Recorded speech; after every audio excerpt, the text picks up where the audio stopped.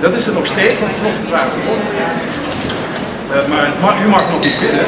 U moet hier eerst een formele plechtigheid worden afgehandeld. Dankjewel toch.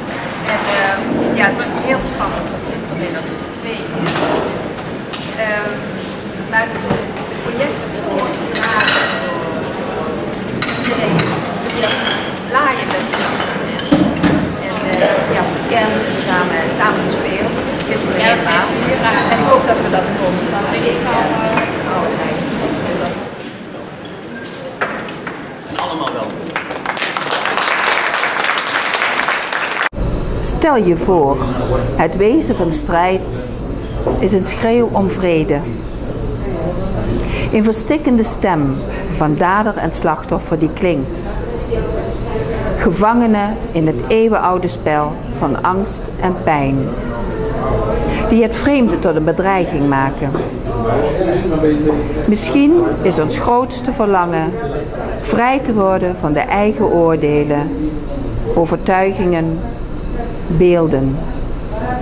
En dat alleen omdat het maatje van die vrijheid innerlijke vrede is. En ik vind het geweldig dat in Entre Deux echt nu een plek is in de komende tijd om die dialoog in het kader van ook van vrede met elkaar te voeren.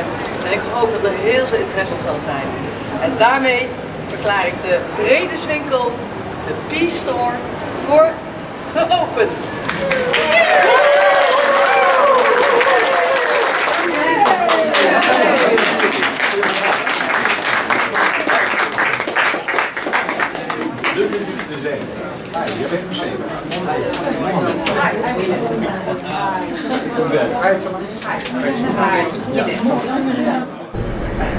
Wat we hier doen is dialogen houden over vrede, innerlijke vrede.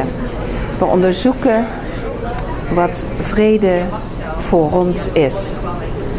We hebben het niet over de vrede in Syrië of de Arabische landen, Irak.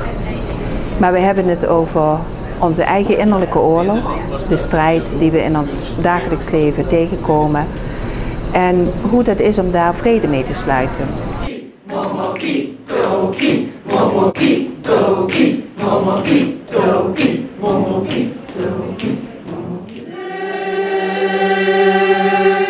Nog een keer hetzelfde.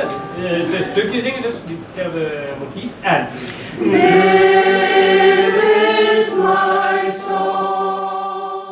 Wij zijn van Masterpiece en Masterpiece is eigenlijk een grote wereldwijde organisatie waarbij we eigenlijk idealitisch over de hele wereld vrede willen stichten.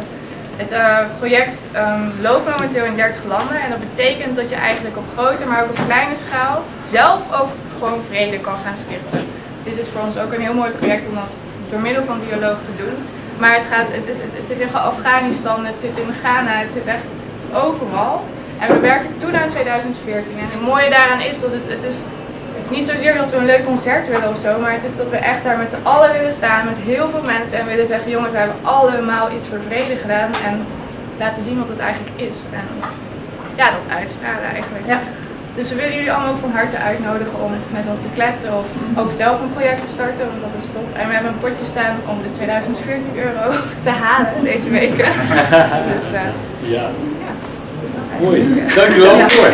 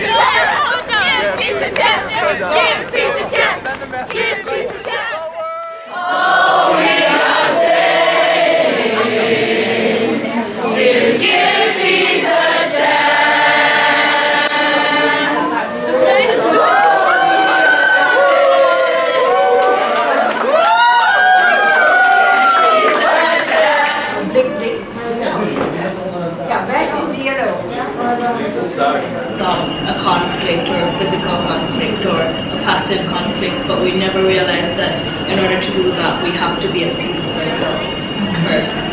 And so the whole idea of having inner peace and putting yourself in the forefront, then that kind of brings it home for me. So the fear of the unknown leads some people to perpetrate crimes against other people, and then there's a cycle of insecurity, and it keeps itself intact because of that fear and pain. And what very touchable, I think it is that freedom is the real mate of peace. So the second question,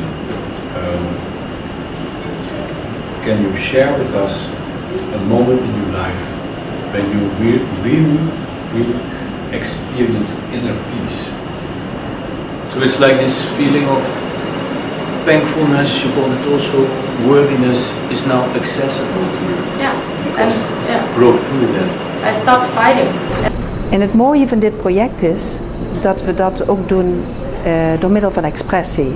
Dus we zijn met elkaar in dialoog geweest. En daarna is er een gezamenlijke expressie op een groot doek. En dat maakt voor mij de dialoog des te waardevoller. Omdat het dat weergeeft wat er in mensen leeft. Ik zie dat die vast blijft zitten.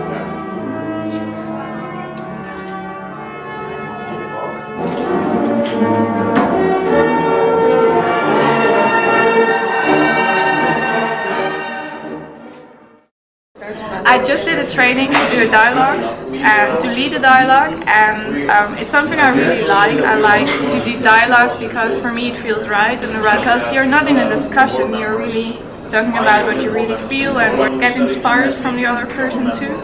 And of course you can use it a lot also here in Maastricht and Dialoog, but what I noticed as well is it is very nice also to take it home and think that's valuable. You want to share it. So we told her about our project and she liked it as well, and then we stayed in touch, and now she invited us to come and present it to you here. What we do, we interview people and we ask them, you know, what does peace mean to you and what does it mean to your culture also? Do you have that peace right now or don't you? And if you don't, what do you think should be changed in order for that peace to happen? And what do you think that your country can do for you to achieve that kind of peace? Imagine the essence of war being a cry for peace. A suffocating voice of perpetrator and victim sounding.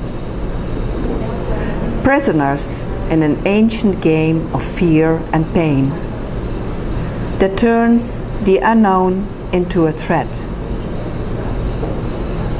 Maybe our greatest desire is to become free of our own judgments, beliefs, images.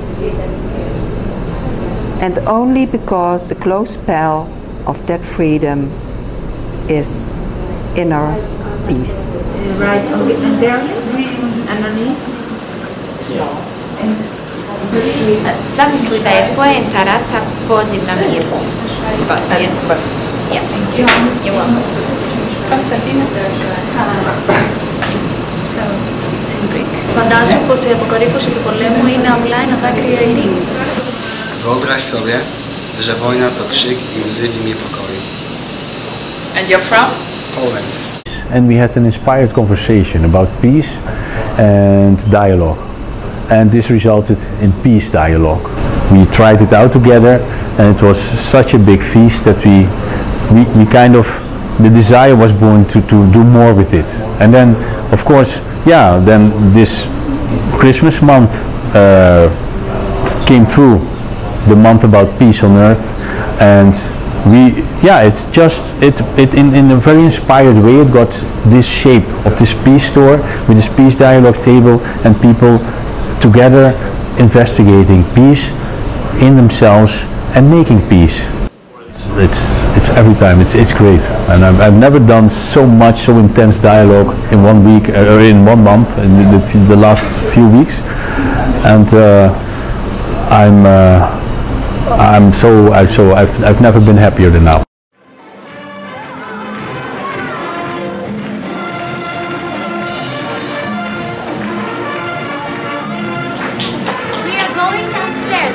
we go downstairs and put on a Christmas hat? Deze kinderen zijn van het United World College Maastricht. Dat is een internationale basisschool en een middelbare school.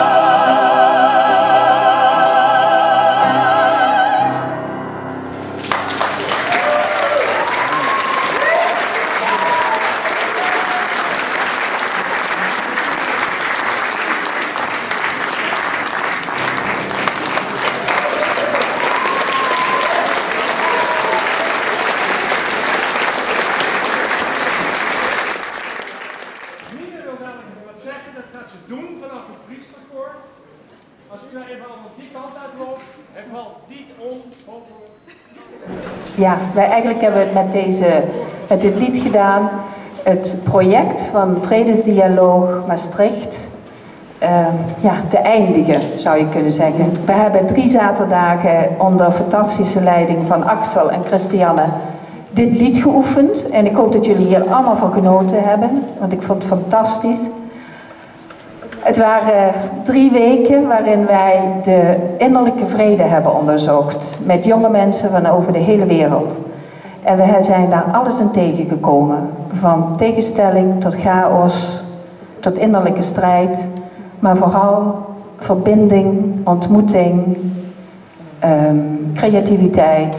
En gewoon vrede sluiten met wat is.